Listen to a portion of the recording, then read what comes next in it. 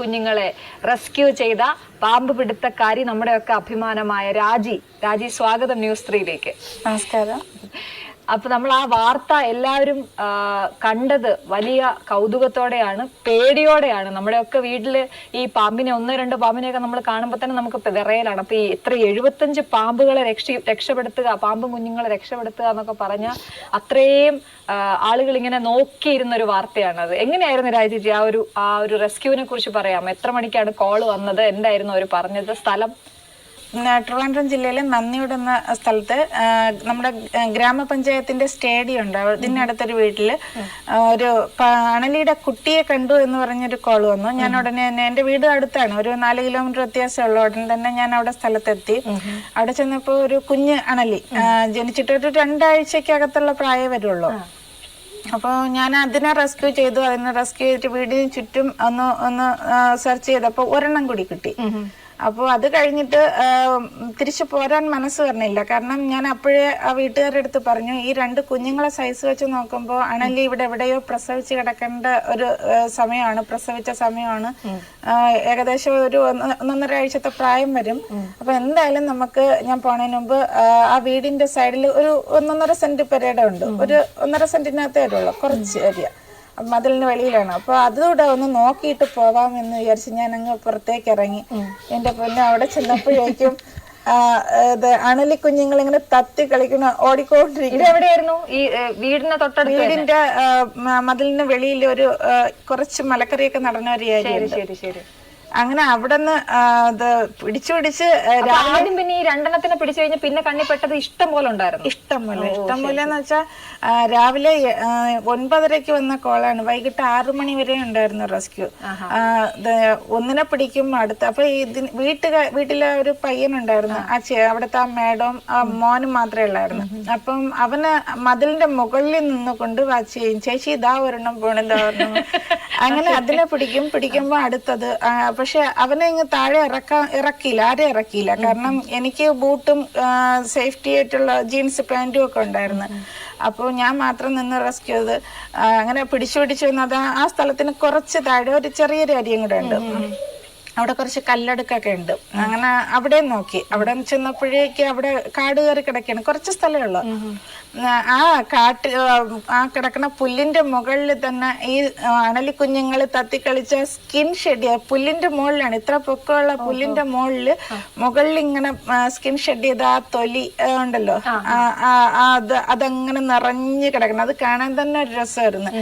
അപ്പൊ ആ പയ്യൻ, ചേച്ചിക്ക് രസം, ഞങ്ങൾക്കൊക്കെ പേടി കാണുമ്പോ തോഴി എന്നൊക്കെ പറയുന്ന പോലെ രക്ഷിക്കുകയാണല്ലോ ചെയ്യുന്നത്. നിങ്ങളെ റെസ്ക്യൂർ എന്നാണ് പറയുന്നത്. അപ്പൊ അത് കാണുമ്പോൾ നമുക്ക് വലിയ ആശങ്കയാണ്. എന്നിട്ട് പക്ഷെ ഞങ്ങൾക്ക് പാമ്പെന്ന് പറയുന്നത് ഭയങ്കര ഇഷ്ടമാണ്. എന്നെ സംബന്ധിച്ച് ഭയങ്കര ഇഷ്ടമാണ്. എനിക്ക് ഏറ്റവും ഇഷ്ടപ്പെട്ട ഒരു ഫീൽഡ് തന്നെയാണ് ഈ സ്നേക്ക് റെസ്ക്യൂ എന്നുള്ളത്. അപ്പൊ ഈ കുഞ്ഞുങ്ങളെ കണ്ട് അവിടെ കുറച്ച് കല്ലടുക്കൊക്കെ ഉണ്ട്. ആദ്യം ഒരു സ്റ്റെപ്പ് മൊത്തവും നമ്മള് കുഞ്ഞുങ്ങളൊരു രാജേജി ഈ 2 ആദ്യം പിടിച്ചു, അത് കഴിഞ്ഞ് കുറെ എണ്ണത്തിനെ കണ്ടു. അപ്പൊ ഇത് ഓരോന്നും ഈ ബക്കറ്റിലേക്ക് മാറ്റുമ്പോ എണ്ണിക്കൊണ്ടിരിക്കുക. അതെ, ഓരോന്നിടുമ്പോഴും ആ വീട്ടുകാർ, അവിടുത്തെ മേഡം എണ്ണിക്കൊണ്ടിരിക്കുകയായിരുന്നു. അപ്പൊ ഒരു 43 എണ്ണം വരെ കിട്ടിയതിനു ശേഷം ആ ഒരു സ്ഥലത്ത് നിന്ന് തന്നെ 43 എണ്ണം കിട്ടി. തൊട്ട് താഴെയും അവിടെ ഏറ്റവും ഒരു 1.5 സെന്റ് വരുള്ളൂ. അപ്പോഴേക്ക് ആള് കൂടിയോ അവിടെ? ഇല്ല, ആരും അറിയിച്ചില്ല. കാരണം ആള് കൂടിക്കഴിഞ്ഞാൽ ഈ കുഞ്ഞുങ്ങളല്ലേ, ഒന്നിന്റെ കടി കിട്ടിയാൽ മതി, പിന്നെ ഭയങ്കര റിസ്ക് ആണ്. ആള് ഉടനെ തന്നെ ഹോസ്പിറ്റലിൽ എത്തി ചികിത്സ നേടിയില്ലെങ്കിൽ രക്ഷപ്പെടാനൊക്കെ പാടാണ്. പ്രത്യേകിച്ച് നല്ല വിഷമുണ്ട്. ജനിക്കുമ്പോഴേ വിഷം കൊണ്ട് തന്നെയാണ് അത് പറഞ്ഞത്. അപ്പൊ രാജേച്ചി ആ പാമ്പിനെ പിടിക്കുമ്പോഴും ഈ കുഞ്ഞുങ്ങളെ പിടിക്കുമ്പോഴും ഒരു വലിയ പാമ്പിനെ പിടിക്കുന്ന അതേ അണലി, അതെ അണലിയും കൂടെയാണ്. അതുകൊണ്ട് നമ്മൾ അത്രയും ശ്രദ്ധ വേണം. എന്നിട്ട് ആകെ ടയേർഡായി. ഒരു 4 മണിക്കൂർ ഒരേ കണക്കിന് റെസ്ക്യൂ ചെയ്ത്. അപ്പം വെള്ളം കുടിക്കണം, വിശക്കണം. അങ്ങനെ കുറച്ചു നേരം ഒന്ന് റെസ്റ്റ് എടുത്ത് ഫുഡ് കഴിച്ചോണ്ടിരിക്കുന്ന സമയത്ത് ആ പയ്യന്റെ കൂട്ടുകാർ കുറച്ച് പേരോടാണ്. അപ്പൊ വന്നപ്പം അവരും ഞാൻ മതിലിന് മുകളിലേ നിർത്തിയുള്ളൂ.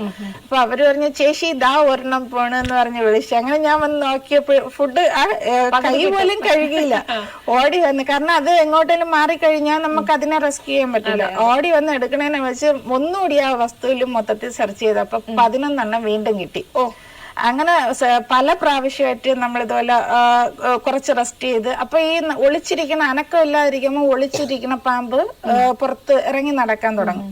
അങ്ങനെ ഒടുക്കം ആ 75 പിടിച്ച് മതിയാക്കി വീണ്ടും വീണ്ടും നമ്മൾ അവിടെ നോക്കി, പക്ഷെ പിന്നെ കിട്ടിയില്ല. 75 ആ 75 തന്നെ ഉണ്ടാവുള്ളൂ നമ്മൾ വിചാരിക്കുന്നു അല്ലെ? ഇത് ജനിച്ചു കഴിഞ്ഞാട്ട് എത്ര ദൂരം പോകാൻ പറ്റും ഈ പാമ്പിന്? അങ്ങനെയൊക്കെ ഉണ്ട് ഇത് സാധാരണ ഒരു പാമ്പിന്റെ മുട്ട വിരിഞ്ഞിറങ്ങിയാൽ അല്ലെങ്കിൽ അണലി അണലി പ്രസവിക്കുന്നു എന്ന് പറയുമ്പോൾ എല്ലാവരും വിചാരിക്കും സാധാരണ മനുഷ്യൻ പ്രസവിക്കും പോലെ. അങ്ങനെയല്ല, എല്ലാ പാമ്പുകളും മുട്ട വിരിഞ്ഞത് തന്നെയാണ് പറഞ്ഞത്. ഇതിന്റെയും വയറ്റില്, അണലിയുടെ വയറ്റിലും മുട്ട നിക്ഷേപിച്ചിട്ട് അത് പരുവായതിനു ശേഷം വയറ്റിയിരുന്ന് പൊട്ടിയാണ് പുറത്തേക്ക് വന്നത്. അത് നമ്മൾ ഓവോവിവിപാരസ് എന്ന് പറയും.